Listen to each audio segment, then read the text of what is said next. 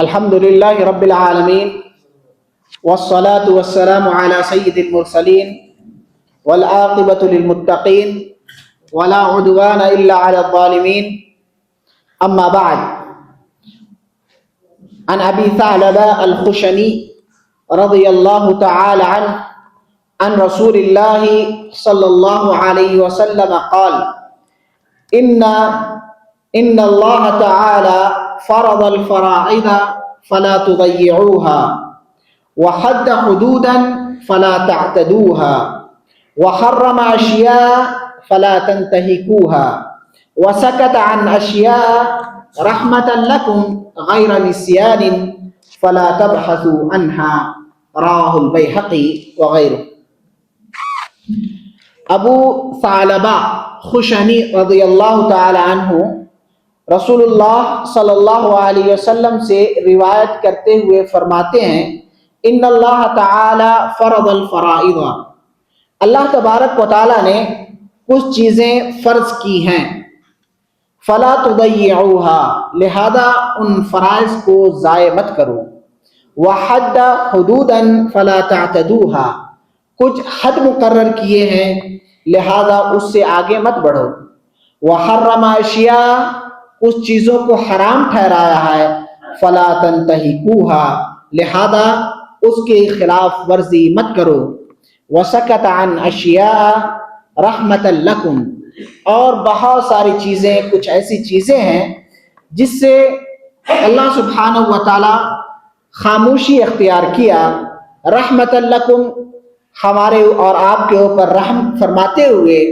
غیر نسیان بغیر کسی بھول کے، فلا تبحثوا عنها لہذا اس کے پیچھے مت پڑو، اس کے بارے میں بحث اور سوال مت کرو۔ اس حدیث کو امام بیہقی نے اپنی کتاب میں ذکر کیا ہے۔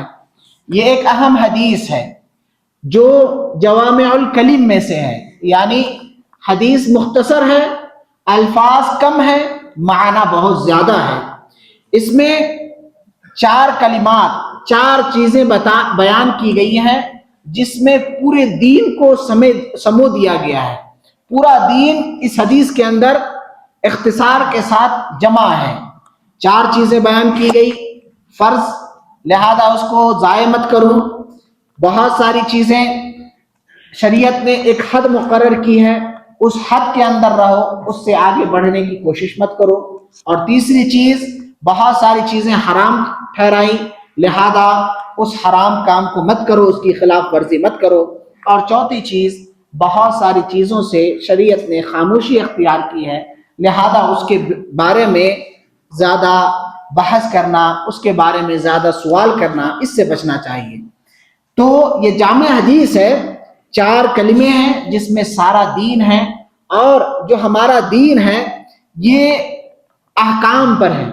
شریعت کے اندر جو بھی چیزیں ہیں اس کا ایک حکم ہے، چاہے وہ واجب ہو سکتا ہے یا وہ حرام ہو سکتا ہے، یا اسی طرح وہ مستحب ہو سکتا ہے، یا وہ چیز مکروہ ہو سکتی ہے۔ تو اسی چیز کو اس حدیث میں بیان کیا گیا ہے کہ دین 4 چیزیں ہیں، ایک تو ہے فرائض، اور اسی کے معنی میں واجب بھی آتا ہے، لہذا فرض جو بھی چیزیں ہم پر ہے اس کو کبھی ضائع نہیں کرنا چاہیے، جو فرض ہے اس کو کرنا ہے۔ اور فرض اور واجب اسی چیز کو کہتے ہیں جس کے کرنے پر آپ کو ثواب ملتا ہے، فرض اور واجب اس کو کہتے ہیں جس کے کرنے پر آپ کو ثواب اور اجر ملتا ہے، نہ کرنے پر گناہ ملتا ہے۔ لہذا جو بھی چیزیں دین میں فرض ہیں، واجب ہیں، ضروری ہیں، جیسے 5 وقت کی نماز، فرض نمازیں، فرض زکوٰۃ، فرض روزے، فرض حج، اسی طرح والدین کی خدمت کرنا، صلہ رحمی کرنا، بہت ساری چیزیں ہیں جو ہم پر واجب ہیں۔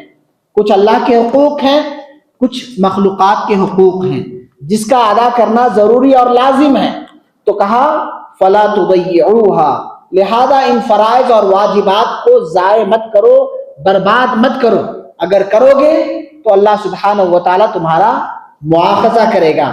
یہ پہلی چیز بیان کی گئی، اور دوسری چیز بیان کی گئی وحد حدودا فلا تعتدوها، اور ایک شریعت نے حد مقرر کی ہے لہذا اس حد سے تجاوز نہیں کرنا ہے، اس حد کے آگے نہیں بڑھنا ہے۔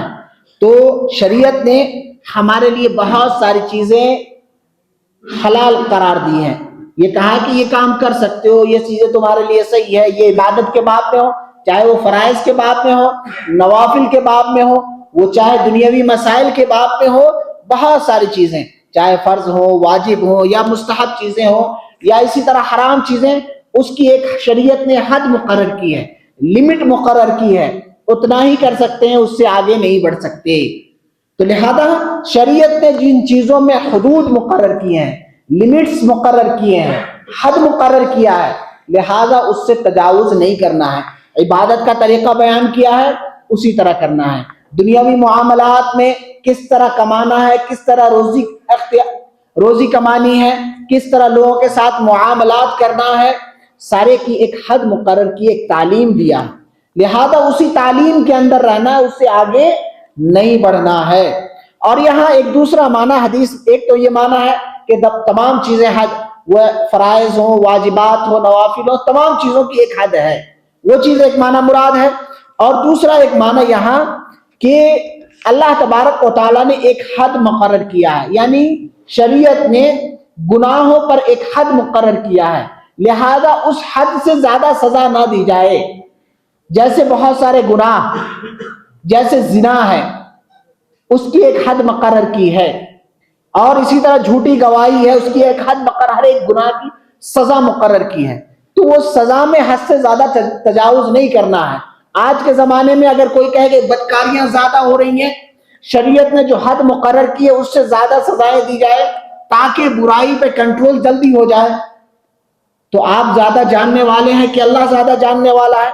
اللہ زیادہ جاننے والا ہے، لہذا اس حد سے آگے نہیں بڑھنا۔ ایک دوسرا معنی یہ بھی بیان کیا گیا ہے، لیکن پہلا معنی زیادہ بہتر ہے کہ شریعت نے تمام معاملات میں، فرائض ہو، واجبات ہو، حرام چیزیں ہو، سب کی ایک حد ہے، اس سے آگے نہیں بڑھنا ہے۔ یہ معنی زیادہ اقرب اور زیادہ صحیح ہے۔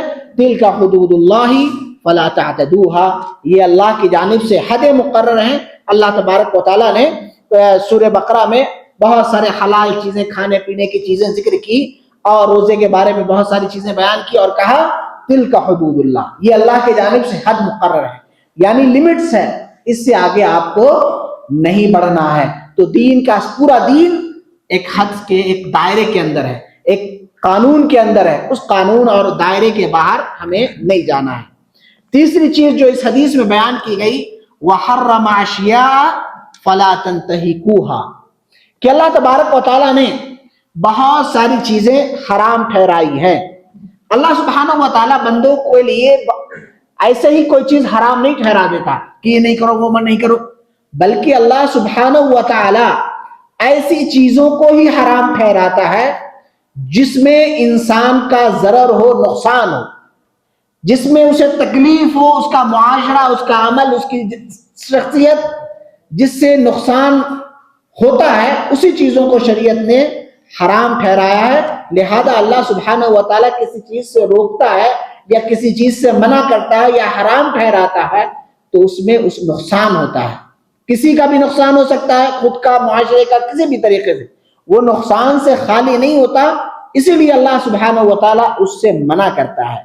اور اگر اس میں نقصان کس اعتبار سے ہو سکتا ہے؟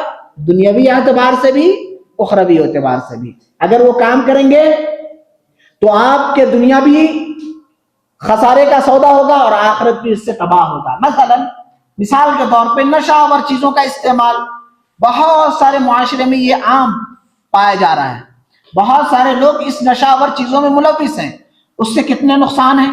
ایک تو آپ شریعت کے حدود کی نافرمانی کر رہے ہیں، اللہ نے جن چیزوں کو حرام کیا اس کے بارے میں کہا فلا تنتہکوها، لہذا اس کی کیا ہے، پامالی مت کرو، اس کی حرمت جو اللہ تبارک و تعالیٰ نے تم پر لازم کیا ہے، لہذا اس کی خلاف ورزی مت کرو۔ تو اگر آپ نشاور چیزوں کا استعمال کرتے ہیں تو گویا اللہ اور اس کے رسول کی مخالفت کرتے ہیں۔ ایک تو یہ نقصان ہو گیا، سب سے بڑا نقصان، جس میں دنیا اور آخرت دونوں کی تباہی ہے۔ اور دوسری چیز یہ ہے کہ اس میں مال کا ضیاع ہے، مال کا نقصان ہے۔ انسان کتنی محنتوں اور مشقتوں سے اپنے مال کو کماتا ہے اور اس کو حرام چیزوں میں لگا رہا ہے، یہ تو مالی نقصان ہو گیا. جبکہ قیامت کے دن بندے سے 5 سوالات کیے جائیں گے اور بنی آدم کے قدم نہیں ہل سکتے. اس میں سے 2 سوال کیا ہوگا؟ من این اکتسبہ وفیما انفقہ، کہ مال جو تم نے حاصل کیا کہاں سے کمایا، حلال طریقے سے حرام طریقے سے. بہت سارے کمانے میں تو حلال کا اہتمام کرتے ہیں کہ حرام کاری سے نہیں بچنا ہے، سودی کاروبار نہیں کرنا، حرام جو بھی چیزیں حرام کاروبار نہیں کرنا، لیکن حرام چیزوں میں استعمال کرتے ہیں. تو اللہ سبحانہ و تعالیٰ صرف یہ سوال نہیں کرے گا کہ کیسے کمایا، وفیما انفقہ، کہاں خرچ کیا، یہ بھی سوال ہوگا. تو لہذا نشاور چیزوں میں اللہ اور اس کے رسول کی نافرمانی ہو رہی ہے، مال کا ضیاع ہو رہا ہے، اور تیسری چیز یہ ہے کہ آپ کی صحت کا اس میں خسارہ ہے، آپ کی صحت ضائع ہو رہی ہے. اور جسم کا ایک ایک اعضاء اللہ کی نعمت ہے، اللہ تبارک و تعالیٰ اس کے بارے میں پوچھے گا. ثم لتسألن یومئذ عن النعیم، اللہ سبحانہ و تعالیٰ ساری نعمتوں کے بارے میں سوال کرے گا. اگر آپ حرام چیزیں داخل کر رہے ہیں اپنے جسم میں، بیڑی، سگریٹ، تمباکو، نشاور چیزیں اگر استعمال کرتے ہیں تو گویا اپنے جسم کو بھی تباہ کر رہے ہیں.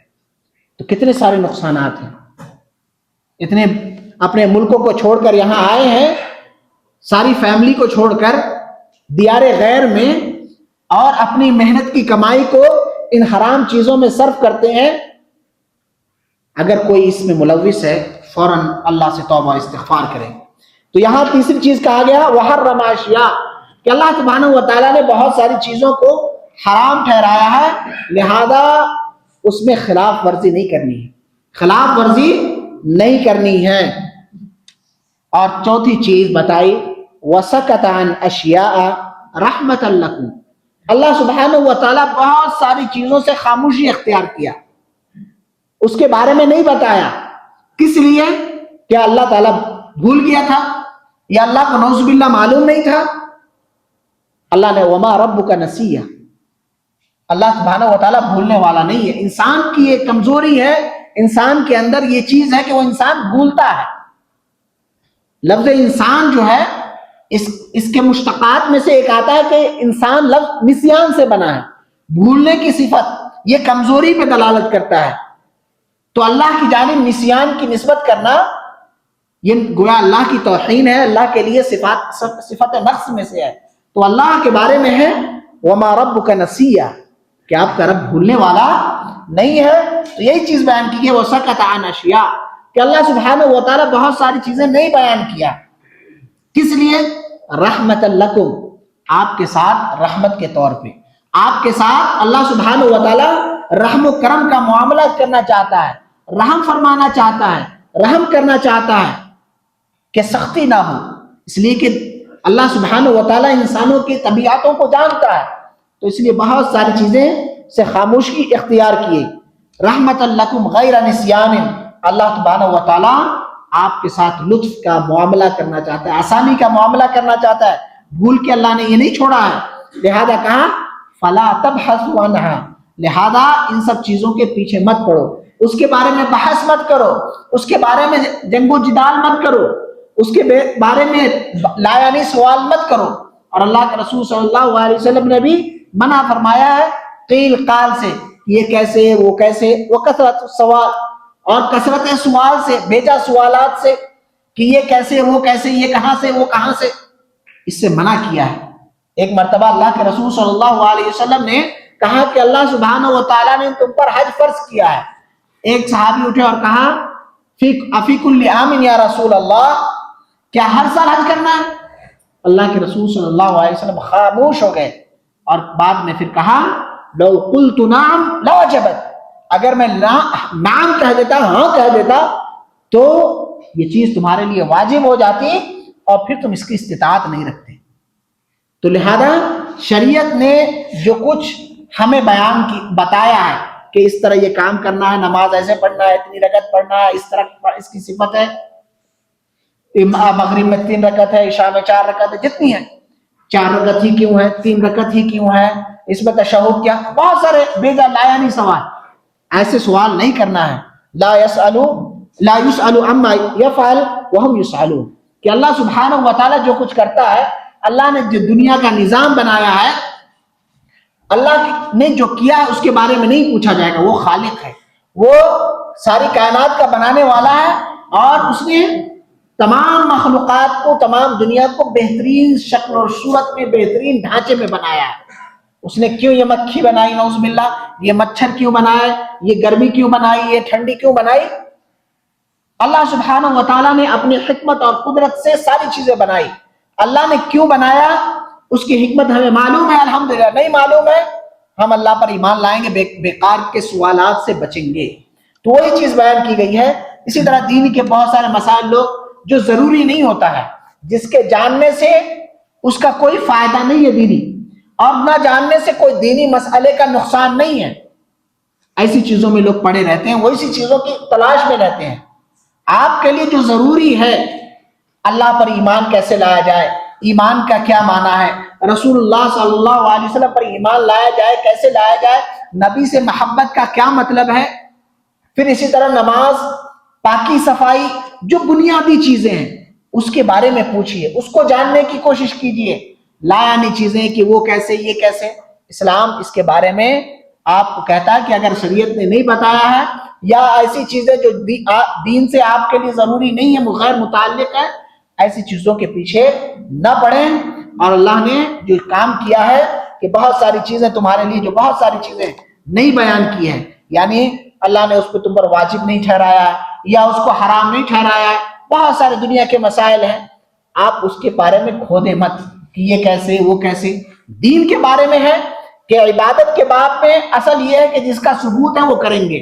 دنیاوی معاملات میں جس کے بارے میں شریعت نے منع کیا اس سے رکیں گے، اور دوسری ساری چیزیں آپ کے لیے جائز ہے، مباح ہے، اس کو کرنا چاہیے. تو یہ 4 اہم چیزیں اس حدیث میں بیان کی گئی ہیں، جس میں کہ پورا دین ایک مسلمان کے لیے، ایک صاحب ایمان کے لیے جو ضروری ہے، وہ ساری چیزیں اس میں بیان کر دی گئی ہیں مختصر انداز میں. کہ فرائض ہیں اس کا اہتمام کریں، اللہ نے حدیں مقرر کی ہیں عبادات کے معاملے میں، معاملات میں، جو بھی چیزیں اس حد کے اندر رہیں، اس سے حد سے تجاوز نہ کریں. تیسری چیز بیان کی گئی کہ حرام چیزیں ہیں، حرام چیزوں میں منہمک نہ ہو. اور چوتھی چیز بیان کی گئی کہ شریعت جن معاملات میں خاموش ہے، اس کے پیچھے پڑنا، اس میں قیل و قال کرنا، اس سے بچنا چاہیے. یہ اہم حدیث ہے. اللہ سے دعا ہے کہ اللہ تبارک و تعالی ہم تمام کو دین و شریعت کی سمجھ عطا فرمائے، قرآن و سنت کا پابند بنائے، اور اللہ ہمیں جب تک اس دنیا میں زندہ رکھے ایمان اور اسلام پر زندہ رکھے. جب ہمارا خاتمہ ہو تو ایمان اور کلمے کے ساتھ ہمارا خاتمہ ہو. اقول قولی هذا استغفر الله لي ولكم ولسائر المسلمين من كل ذنب فاستغفروه انه هو الغفور الرحيم.